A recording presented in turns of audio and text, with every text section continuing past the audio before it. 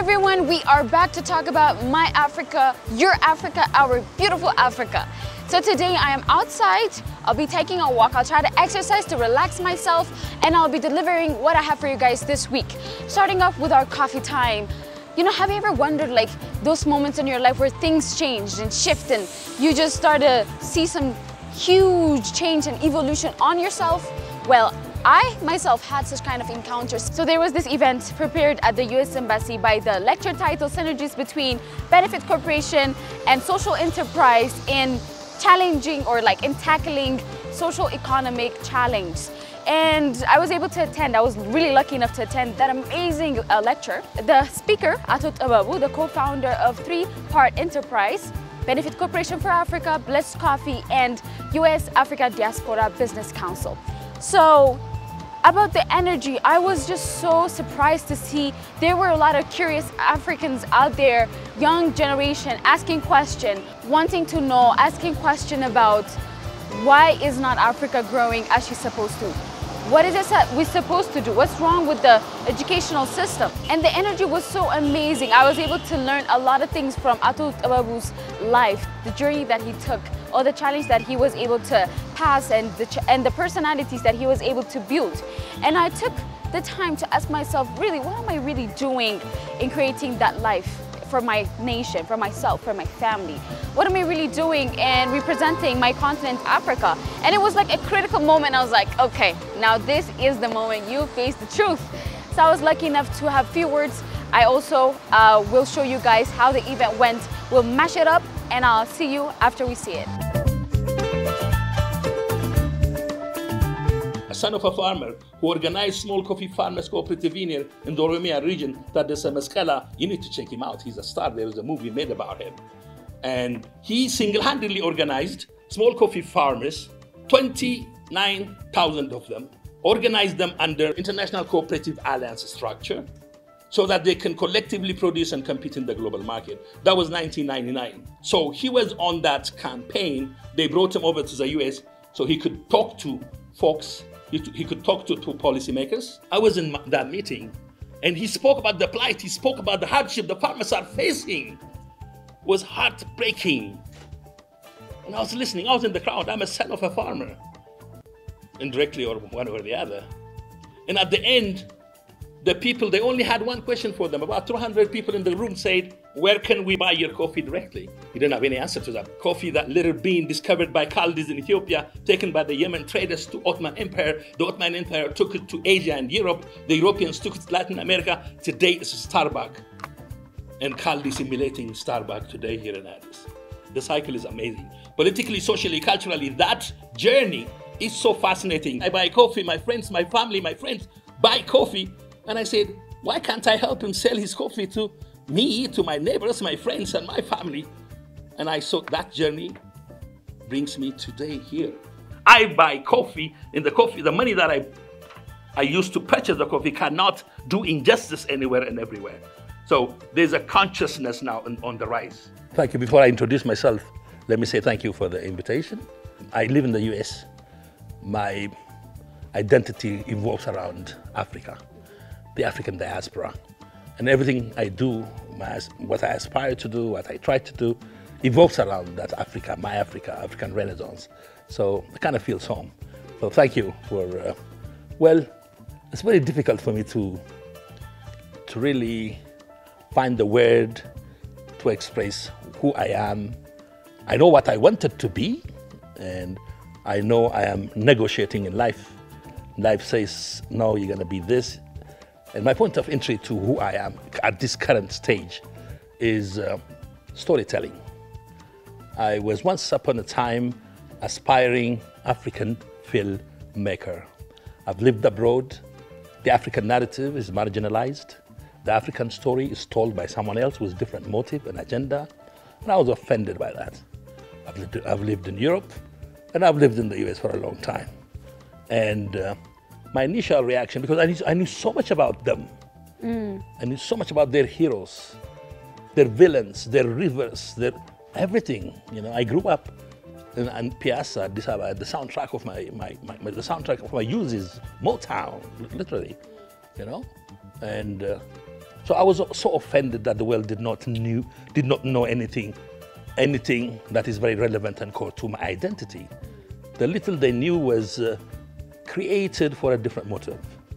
So all my life I wanted to be an African storyteller, to tell an African story from an African perspective. And storytelling is very powerful because your global presence in the economic space as well as the political space is directly proportional to your cultural relevance. If your cultural relevance, your identity is compromised, your ability to compete will be compromised as well. And then at the end, your political standing in the global community will be marginalized like it is now. I rebelled and I said to myself, if I want to be a filmmaker, I have to be an activist and I have to study it on my own. So I moved from Minnesota to Washington, D.C. to work with Haile Gerima, a very independent, prominent, well-respected, innovative thinker.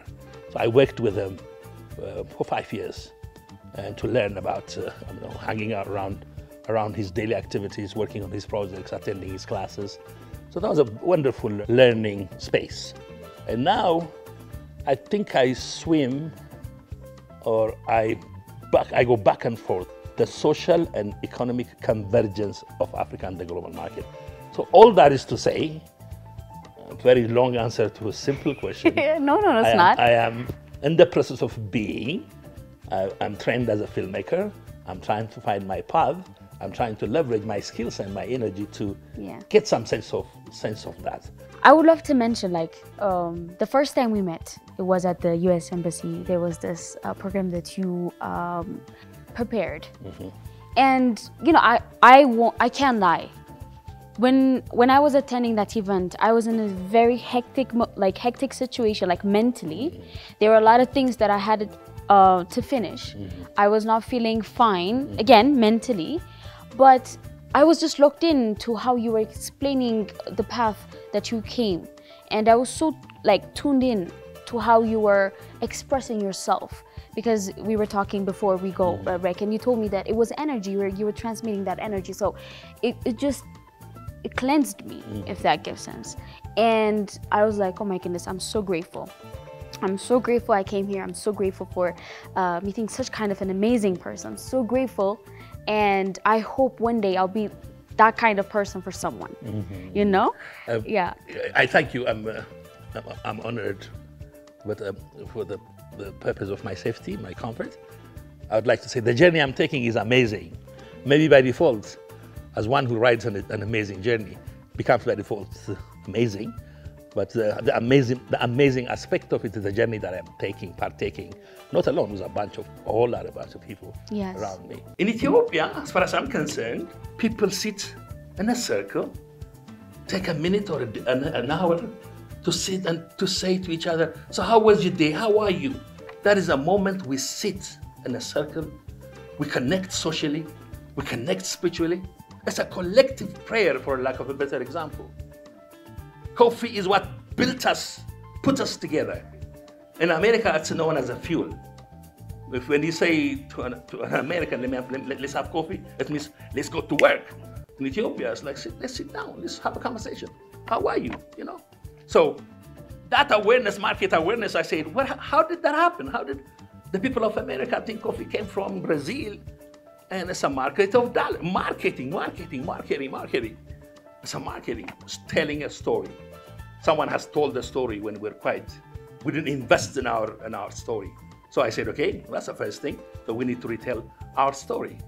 And when you retell the story, film is an amazing, powerful thing. Because I'm a filmmaker, I wanted to do a film. I did a research, as I said earlier, how it was discovered, what happened. I wanted to do a movie called Tarika Abol, the story of the first coffee.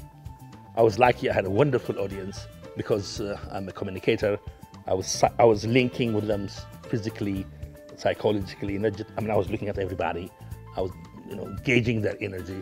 I was regulating mine according to, and when once in a while I had to, when the subject matter takes them away on the serious side, I threw a couple of jokes here and there to bring them back. It was a wonderful dance. It was a dance. It was a beautiful dance. It was a beautiful dance. Yeah. I was not alone. We were all dancing. And then the question is, just like I said, what then must we do now is a question, right? And so I was trying to bring the consensus. No matter where you come from, if you are an African, you feel it on one level or another. So I was trying to establish, before I was able to deliver my proposal, I wanted to make sure the audience knew where I was coming from.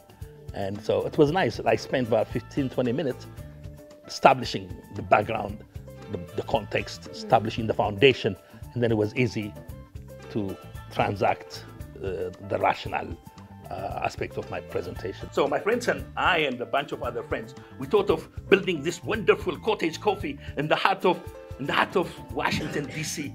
after telling the story so that people can come, not only partake in the Ethiopian experience, not only partake in the cafe, but how about our shamma, how about our talla, how about our areke? When are we going to sell areke to them like they sold Johnny Walker to us? When are we going to sell Natala to them as they sold jeans to us? I lecture universities, festivals on the relevance, the social, spiritual relevance of the Ethiopian coffee ceremony. I do narrate what the value is. I let people sit in a circle. I make them look at each other and share for the very first time, Americans have sat in a circle, looked at each other. They get nervous because there's a personal space. They've never looked into each other's eyes. When Ethiopia gives coffee to the world, it can't just be the nicotine, or it has to be the way of life, the ceremony. I feel like there are this common problem that we go through in life. For example, decision. We are all living our decision. We both decided to come here. You're willing, I'm willing. So that's why we're doing it here. And also it's because our audience are willing to see us. That's why they're seeing us. So the way we're raised, especially in our culture, we fear decision. So we don't let that energy to flow and just let us be, you know? As you've said, you're in the film industry, you're in the coffee business, you're in that benefit corporation. So like you're letting that energy to flow to take you wherever it's trying to take you. Yeah. But we don't let that. We fear the decision and we fear the consequence that might come through that decision. So I would love to ask you, like, how do you do those kind of decisions in life? Is there anything that you just let yourself go through before you decide in your life and say, okay, I'm going to get into this. Okay, I'm going to stop this. What is it that you do? That's a very interesting question. As you are articulating the question, I'm trying to take a mental trip and go back to my childhood. I grew up in Piazza, a very dynamic place. And it was when Piazza was the place to be. You know, there was a Greek grocery, there was an Italian seafood place, and a cafe, and everybody has a business there. And we all lived, the Armenians were there, the Greeks the Italians were there, and there was an Italian film theater, there was an Italian creamery. I mean, there was an American... it was a fusion. Yeah, it was American Information Center, my playground, British Council. So that was my playground. And there were tourists coming and going. I was very curious. I've always wanted to go beyond here and now. As a human being, we're born free to wander in this world. So if we're born free to wander in this world, your going has to be part of the world experience. So you ought to give yourself as much chance as possible to experience life in the very full spectrum. So as a child, I kind of sensed that because I made there was a lot of cultural fusion in a small little place, from the movie to the music, you know. It was a magical moment, you know. And one particular experience, one time I ran into this tourist from Scandinavian. He had a big backpack, nothing but camera gear, a torn out jeans and a flip-flop and a dirty t-shirt, and everything he owned. He had a very expensive gadget as far as photography is concerned. And he asked me where he can get a cup of coffee, and there's tea room is around the corner. I said, just around the corner. Even that interaction, mind you, you know. And so somehow he asked me to join him. I was curious. I joined him. We sat outside a cafe, and I was scanning him. Yeah, I'm like, This guy comes supposedly from the richest part of the world. He didn't care. Everything he had, and everything that he had was invested on the camera, gear that he has. And then he traveled all the way here, and he was showing me the pictures that he took traveling the four corners of Ethiopia. And I asked myself, this guy has invested everything he owned into the journey that he took. And the photographs that he had before him. That kind of liberated me, because I said, wow, I didn't say I'd like to be a doctor when I grow up. I'd like to be a world traveler when I get. So I think that is what, in a nutshell, liberated me. I'm a total of this collective experience. I'm an Ethiopian. That's my point of departure. But I'm also a Kenyan. I finished high school there. I've also lived in Europe. Some of my thinking, my humanity is shaped by that experience. I've lived in Italy, and now I live in the US. I made who I am now professionally in the US. All that is before me. All that is my expression.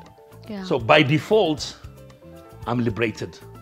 But when you live in one place, from A to Z, you'll be bound to abide by its rules and definitions, and that might limit you. Yeah. So breaking that shell, it's not easy. Mine was just a natural process. But if you have to break it on your own, there's a lot of social troubles you have to go through. So it might be difficult, but these days, because of the social media, you don't even have to travel to be part of the human experience. Yes. Awareness is really important. Being aware of your environment, being aware of yourself, the potential that you have, and really understanding that you're going to live once. Like actually understanding that concept that everything you're going to do it once, and that's it. This is something that I would love to know personally. Do you believe that you have found your purpose in life? Because we will show to our audience all the process, all the journey that you went through, like till creating blessed coffee and every other things that you have mentioned and haven't mentioned. Do you think you have found your purpose, or are you still searching? How can we find it, in fact? How can we find our purpose? One thing common, we all agree that we have a purpose in life, besides just a mere existence of surviving. There's something that pulls us. Sometimes it's divinely given, I don't know, sometimes it's evoked or provoked by your surrounding or experience. There is an ultimate goal, purpose to this precious life. We can't just be like an animal, survive and die. We're meant to take a journey of some sort. And those who believed so have shaped our reality. Everything that you see in the world is created by someone who had that imagination. Exactly. Or that dedication, or that focus. It's not an easy thing to get. Sometimes the self-discovery is embedded in the question itself. The minute you say, I have to find myself, to me it's a journey. I'm still growing. It would always like a river that flows from the mountaintop to the valley. It's always on the move. But at any given cup, you can take a cup and analyze it and define it for what it is at that particular junction. But life is yet to determine what the next turn is. To me, it has been like that. The core is always the same, because there's a spiritual compass within you that tells you you're in the right place, you're not in the right place. Somehow, that is also divine. Your consciousness, you know, or your sense of duty, or your sense of purpose. We all have to have purpose in life. God gave us this precious gift. We can't just use it to sustain ourselves. We came to this world with a gift of life. What you going to do with it? What the impact you're going to leave? What's your legacy? You're just going to sing and shine and pass? You know? So, literally, Benefit Corporation is a hybrid of for-profit, non-profit. It aspires to create wealth, but make a difference at the same time. It has a purpose. It has accountability, transparency, and legal protection. Do you know about the scramble of Africa? How Europeans got together and made a decision, took Africa apart for resources? The current economic order in which Africa plays comes from that, which is resource extraction, sending it to Europe, buying finished product. We are commodity suppliers. The resource extraction is so offensive. Let me tell you how offensive it is. The African Union invited me to speak about my model at the Africa Continental Free Trade Agreement to 2021. I went to Niger.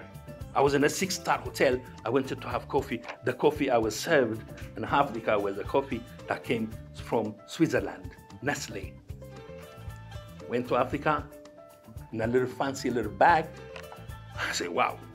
And then the tea is a tea that went from Kenya to England, came as an England breakfast tea. And the chocolate that came from Switzerland, initially home origin, Ivory Coast. That's absurd. So I'm not blaming anyone, don't get me wrong. I'm blaming us. We did not compete, we did not invent, we just consume. I didn't get angry. I said, I saw an opportunity. And I said, what I need to do is connect the two in a profit-sharing investment partnership. Isn't that amazing? This is when you clap. That's what brings me to the Benefit Corporation for Africa. We have to think an alternative model. They call it social enterprise here, making an impact, making profits. But on that side, we went a little further. We said we can come up with a new model that can be a hybrid of the two, for-profit and non-profit, that aspires to run efficiently like a business, make money, but have societal value at the very center. If you divide life in three parts, if people live 90 years, just imagine breaking that into 3 parts, 30 years. 30 years, you have to open your eyes, you have to read, you have to ask, you have to question, you have to feel, you have to engage to find your unique place or purpose. If you're lucky, out of that open engagement, reading, experiencing, thinking, being fascinated, inspired, bored, the whole spectrums of human emotions. Somewhere in that journey, if you're lucky, you will get a sense of direction. I want to tell, I found it. I have to dedicate my life to telling my story from my own narrative, my own perspective. I see. It's a direction. Yeah. So now I have to pick up camera, I have to go to class, I have to learn communication, I have to dive into filmmaking, I have to read the philosophy of filmmaking, I have to look at art. So now it's, I'm in the process of discovery, right? So this is the second part. At the end of the second part, you got to commit to one thing, because life is now you're on the last part. You got to give it all you have. If you're lucky, you have 70% of your being, your sense, and the rest you finish by giving it all you have and reflecting, so you complete the cycle. So that's how I see it. But there are others who come early with a set mind. I have a daughter, her name is Elena. She's 22, 23 now. And I remember one time when she was 8, she had an issue with her mother. As I was coming home, I find her by the door, kind of sad. And I said, Elena, what's up? She says, yeah, there's an issue here. My mom and I don't see eye to eye. I said, wow, 8 years old. What do you mean by that? She goes, she was really seriously hurt. And I said, let's sit down, let's have a conversation. What do you mean by that? She goes, Papi, what is a creative environment? She said, Papi, I'm an artist locked in an 8 years old body. Seriously? Yeah. Wow. So what is a creative space is mess to mommy. Her room is, she has everything on the floor. Okay. And she was very certain. And I said to her, where did you get that sense of thing? Where did that come from? Yeah. I knew it. So you know what that you want to, are you committed to it? Are you going to change your mind? She goes, no, I'm an artist. She's still an artist. Wow. Maybe she's like, I don't know, there's some magic there. To me, it hasn't been that easy. To me, in fact, at the end of the day, right now, if you ask me, life is to be defined by the journey you took, not the end result. The end result is just the trophy at the end, the plaque that goes on your graveyard. what you've become in the process of aspiring to become what you want to become, that's where life is defined. So we envisioned the first cottage coffee shop in the heart of Takoma Park that has 3 components to it, 3 business. The first being a roastery where the coffee will come being roasted and sold wholesale. We want to give farmers an investment opportunity to invest on that aspect. And then we want to give back some of the money to the community on that side, because the community on that side is also charged an exuberant amount, right? So that's the first model we aspired to put in Takoma Park. And then we said, there are hard-working, unemployed, underemployed women and youth in America too. We're going to do one mother cafe, and then we're going to do satellite cafes, like Aldis. And they said, we're going to train, educate, inform, and empower with microloan to unemployed and underemployed women and youth so that they can collectively own a satellite cafe, run it as their own. We call it a community franchise. So we're going to do one cottage coffee shop with 3 branches. We're going to, the first pilot in Takoma Park, and then do 10 satellite cafes. Each cafe will give employment ownership to 12, that's 120 people. And then after we refine that, it's called the pilot, we will raise money and scale it all over the nation, meaning we have an infrastructure now. And that is a model for US-Africa relations. Ethiopia can provide the model. I believe that we should first heal ourselves before we expect something new in our life. And as a nation, we Africans have to let go of those things that are not working for us. And then we have to create the one that's going to work for us. But when it comes to awareness and when it comes to letting go, mindset is really important. And you were telling me the biggest problem that you're facing right now in creating the environment that should be created is mindset. So were there any personal mindset that you had that was not serving you?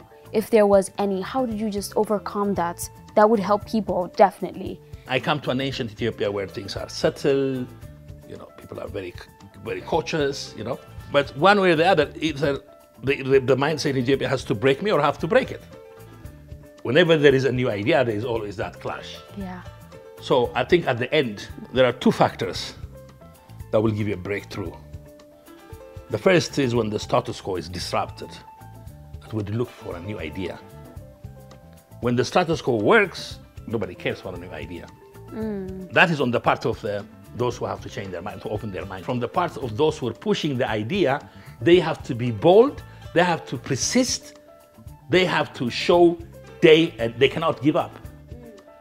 If they stay alive, trying, hitting it twice, 3 times, 5 times, 6 times, and the mindset on this side, when the status quo, actually that staying comes from Milton Friedman, the famous free market economist. He said, new ideas usually have a hard time getting accepted till the status quo is in trouble. When that is the case, for the sake of survival, the status quo would be looking around for new ideas. So the question is, who is ready to push that new idea? Those who are trying to change the mindset should be up and ready. Yes. So persistent. I remember one time when I first came, I gave a presentation, and this guy who came from the diaspora, who have settled, said to me, Tebabu, what you're trying to do can never be achieved in this mindset. Yeah, it's easy to do it on that side, but I tell you, trying to implement what you're trying to implement is like telling Mtoto to move out of the way. I said, well, I gotta try. Somebody gotta try. Yes. How would you know? I'm being funny, right? Then 2 years later, I bumped into him. Okay. I was having a conversation at the Sheraton, and he saw me passing. He came back to, well, I'm in a hurry. He apologized for the guy who was having a conversation with me. I'm in a hurry, and I have to say something important to me. Do you mind if I steal him for a minute? He pulled me out of, okay. I haven't seen him for a year. He was just, Tebabu, I'm glad I met you, because I really regret what I had said a year ago. And I said, what? Oh, you don't remember? And I said, I don't know. I told you that what you're trying to do here is like telling Ntoto to move. Oh, yeah. I have to tell you something. I don't know if Ntoto will listen to you and move, but you showed me in total as ears, you know. So I think persistent, determination, conviction, you know, like your life depends on it. You know, we have this survival instinct. You will always do whatever it takes to survive. So if you hold on to your dream, it's like living. If not fulfilling your dream is dying, by default, the survival instinct, if it's attached to that, because that's your life. To me, it came at one point before I knew it, it became my life. I'm halfway through it, and at least at the end, I will be known as someone who tried to tell the mountain to move.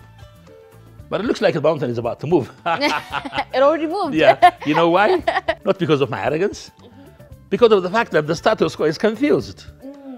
Because all kind of things happening, locally and globally. The whole world is in pain. I guess lack and persistence is what's helping me break through. For this generation, things are changing. We're on this transitional period. There's a lot of change that happen frequently in the education system, in the working environment. The way we think about money is not natural. It's not healthy. The way we attach ourselves with success is different, and the way we understand success is different. And I'm a type of person that believes that success, happiness, and fun, all those things are something to be defined personally. It's not like globally defined. For you, how do you define success? Let me put it this way. Okay. I'm not sad. Okay. I'm not happy. I'm content.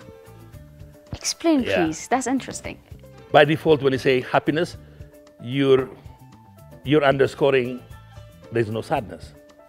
But that's not possible. Yeah, it's not possible. Exactly. Yeah.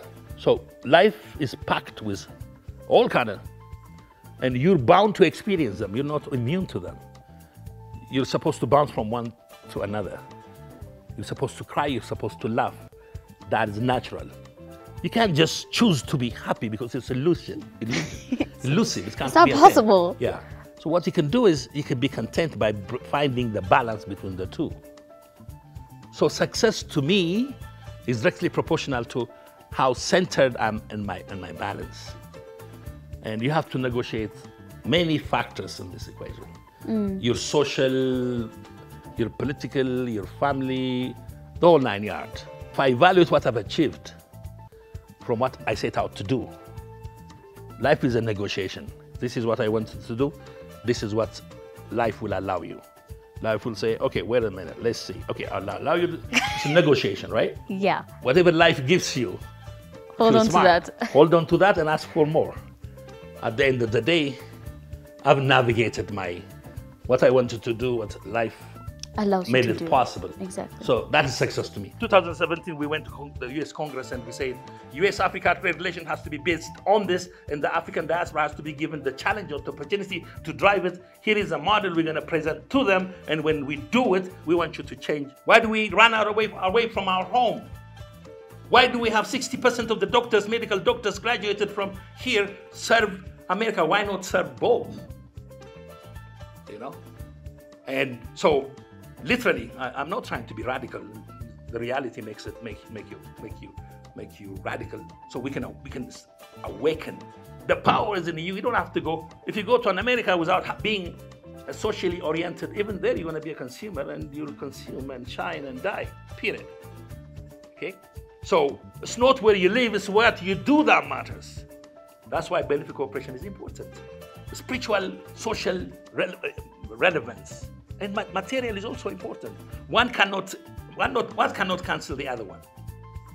And if I have to choose, I would hold you to my spirituality and my social value, the money.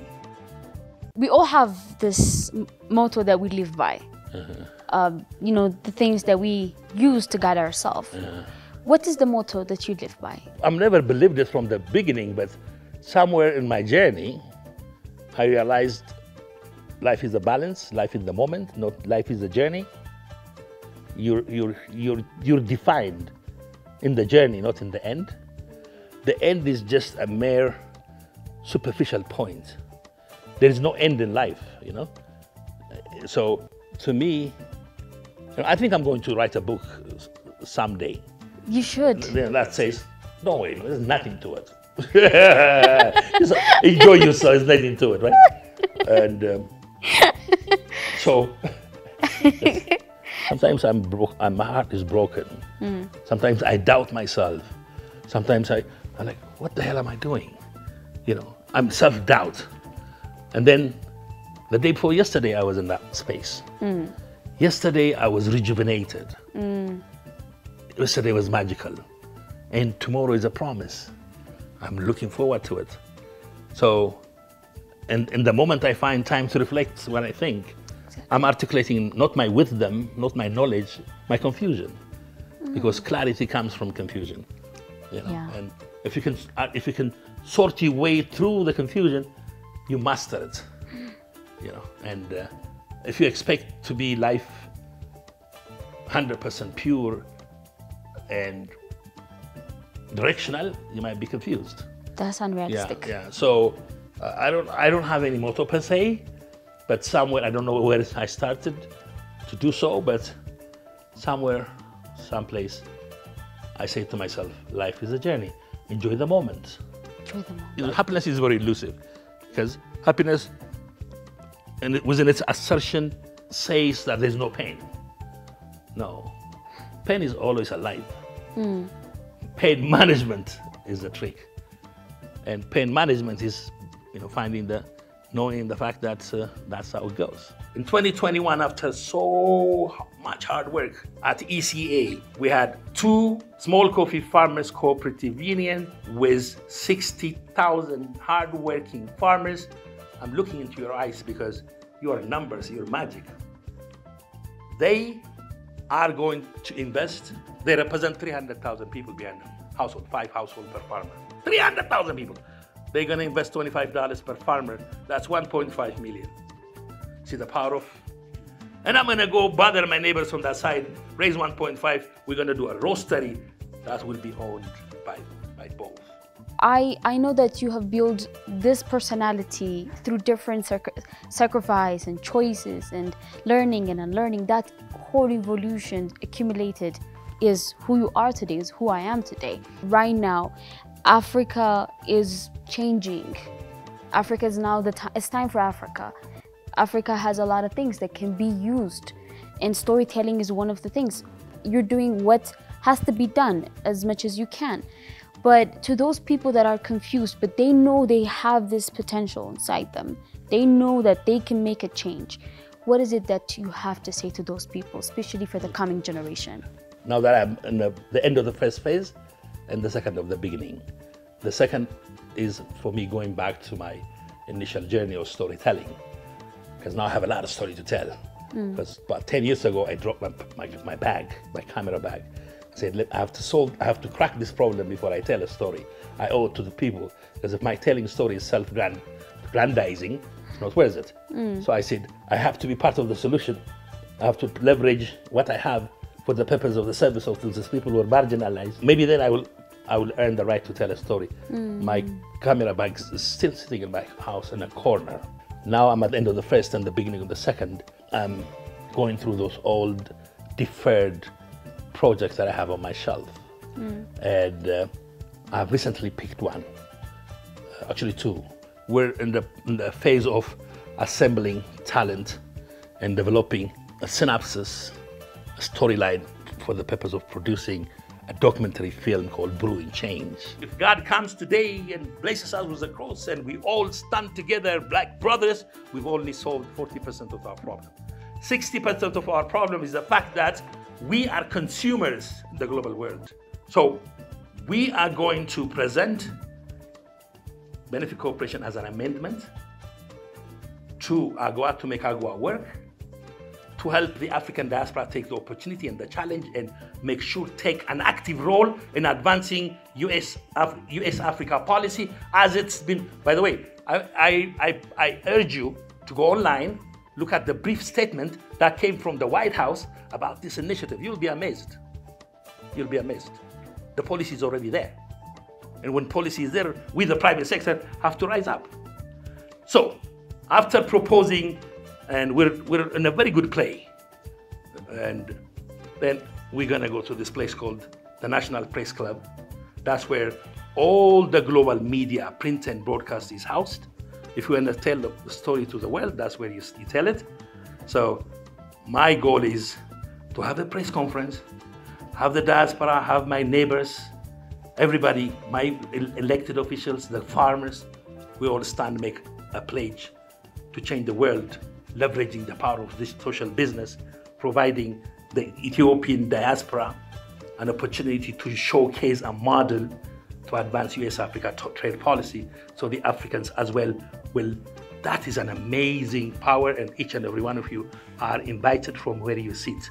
Once upon a time, as an aspiring producer, I wanted to do a talk show to bring people to the table, people in the position of service and authority from the US and Africa and anywhere in between. And I am deciding what to call it. And do you want to share? Yeah, you evoked, I listened. In your question, you said Time for Africa. My show is going to be called Time for Africa. Nice. I was debating whether it should be Time for Africa or Rise Africa, especially those who live in America. The African diaspora, the second and the third generation, they're kind of lost, they're in limbo. They're from Africa, they grew up in America. Their Americanism is highly exaggerated or nurtured. Their Africanness did not get a chance to shine. They stand on two identity. One is weak, their sense of belonging to it, because they're so detached, and everything the mainstream tells them is negative. And there's also the more in reality crisis in Africa. You know? Yeah. Here is an opportunity in America, the American dream. The American dream basically says to you, go to college, get a degree, get a job, get a house, 2 cars, you live in a suburb, pay the bills and die. That's what an American dream is. That's it. It's a corporate governance. It's submitting your soul, your energy, your purpose for the sustenance of capitalism. The American dream, the definition of it is the pursuit of happiness. It's not even guaranteed that you're going to get it. It's like a cat chasing her tail. So they want you to put your life on it. So for an African, that's a crazy idea, right? To begin with, we're social animals. We belong to Ubuntu. I am because we are, therefore I am. My well-being is directly related to the well-being of my brother, my sister, my neighborhood, my family, my clan, collective, because we're social animals. That is in our DNA as a human being. In the capitalist world, it's to each according to his own. You know, you make a thing, you literally. That's a very confused set of being. If they were just purely Americans, they don't know otherwise, you know, fine, they can take a chance. But belonging to the two worlds, navigating in a dominant culture that dehumanizes your other part is crazy. And then, even in that game, you're an African, you've already lost, because those in the position of privilege are already, they're like 2-3 generations ahead of you. So, whenever I get a chance to speak, bright, intelligent, beautiful Africans growing up in America, I look into their eyes and say, forget the American dream. Here is for you to explore an African dream in America. The whole thing belongs to you. But if you live in America as an African dream, you will embrace everything, the experience, the asset, and then out of that you can build a dream. Out of that you can bring an occupation and profession. So that's what the advice I give. You are more than an American dream. Life is bigger than that. You can shake the mountains. In my case, I showed the world the mountain can hear. A mountain in Addis can hear, literally. So my advice is to think bigger than the here and now. Because they are much more bigger than that. I guess if I have to bring it down to one sentence, find your groove. And it's not easy, but earlier, like we said, what is the journey? Self-discovery. Life is bigger than mere existence. You know, you rather have mediocre comforts in material sense and richer life in pursuing your dream, your purpose. Because you live in a dream, you pursue it. Actually, it's like, here is a hierarchy. Nightmare. If you work, meditate, and do what you gotta do, that can solidify, it can be purified to become a dream. Dream has some soothing element. It's born out of nightmare, but you have some tools, some belief systems to make it so. And if you're lucky and you dance with it, that dream can turn into a vision. Vision is a light post that tells you where to go. It promises you the path. But walking that journey is up to you. There are still all the other elements coming at you, all the forces of life. So you have to wither it, you have to stand it, you have to dance with it, cry when it's necessary, laugh when it is time, and believe the meaning is in the journey. And there's no guarantee you can finish the path either. Exactly. If anything happens, at least you go to St. Gabriel and say, I made the best out of it, didn't I? Literally. As opposed to, oh my, I'm trying to figure it out. I guess that's my advice. I don't know if it makes sense. I don't make sense. I will make sense of the craziness that I'm experiencing. But there is balance there. Exactly. Thank you so much, Tebabu. If there's anything else you'd love to add, anything else that you'd love to say, let me give you the chance and let's conclude. I would like to encourage people to watch the program you filmed, and if that intrigues them or makes them feel one way or the other and they want to know more, they can just Google me, and there's all kind of stuff there. Call me, I'll be happy to share. Yes. I've read so many biographies of people who changed the world, who shook the world. Those who succeeded, those who went crazy, those who are still struggling. They share an amazing journey. No matter where, what time, we all belong in this, for a Martian looking down with the creation, God's creations, wandering around the world, trying to figure out what the hell am I supposed to do? We're one and the same. So you get a sense of comfort. But all those who stuck to the path made something magical happen. A light, apple, you know what Steve Jobs, my favorite dude, said? The minute you realize everything in life that you see is created by someone like you, I mean, everything is named, reality is created by them. The shelf, the book, the cup, art, my America, everything is created by people who imagined something different than the status quo. The minute you realize that's the case and you know they're no smarter than you, you will be empowered to find your thing. So you can poke it to the left, you can poke it to the right.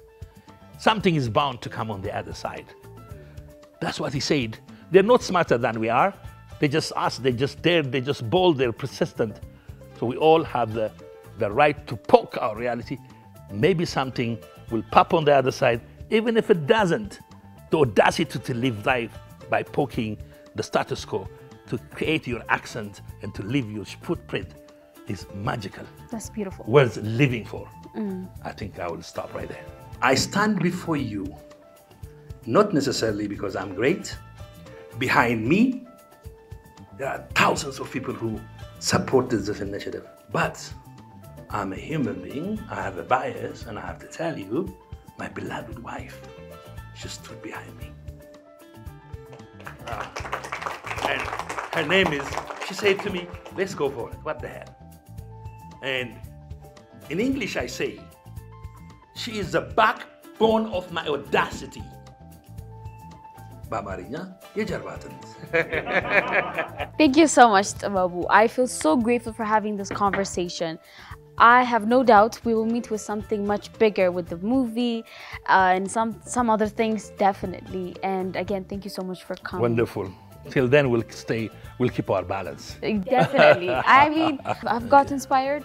Definitely our audience have got inspired. Thank you for the moment. Thank you for the attention. And it was a wonderful conversation. Oh, yes, definitely. Okay. As a conclusion, we can understand that we are responsible and accountable for the kind of life that we live.